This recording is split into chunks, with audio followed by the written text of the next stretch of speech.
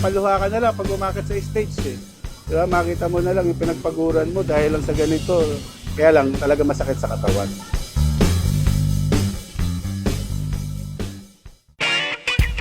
Nagsimula ako nung ang tatay ko medyo may konting problema na sa baga. So ako na yung pinahawak niya. During that time, stuntman na rin ako. 1986 kasi ako pumasok ng stuntman. That time na yun, high school student pa ako. Working boy na ako. Kaya nga, nagsi-shooting, katrabaho, in the same time na nag-aaral din. Balikan mo na lang mamaya. Ano lang, pag niragdo mo lang, magkano? Matatanggal din. Katulong din po ng pag-i-stuntman. At saka, siyempre, si Pagatyaga.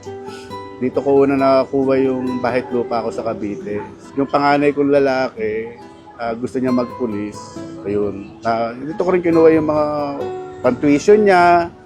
Same time, yung mga pambaon-baon niya. Pag walang shooting, dito sobrang saya. Papaluha ka na lang pag umakit sa stage eh. Diba? Makita mo na lang yung pinagpaguran mo dahil lang sa ganito. Kasi maganda naman ang kitaan. Kaya lang talaga masakit sa katawan. Tay, pwede ba magpa-duplicate ng susi? Uy, parang namumukhaan kita. parang ikaw si Carl. Opo, sir. Narinig ko yung interview mo. Bayani ka sa iyong sariling paraan. Naka-inspire yung mga kwento mo. And dahil dyan, sir, meron kaming Tai Chi product na ibibigay sa'yo, sir. Itong Tai Chi Medicated Plaster.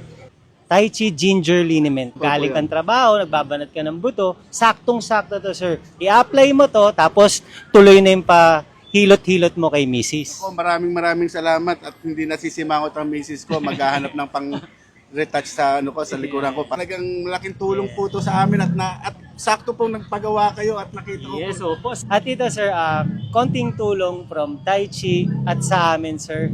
Para panlaban din sa araw-araw. Okay, maraming salamat po at lalong-lalo sa Tai Chi po na produktong ito at malaking tulong po at nakadumating po kayo dito. Sana po marami pa pong matulungan po ang Tai Chi in the same time po at sa mga katulad ko na ang trabaho ay may pagka hard work po.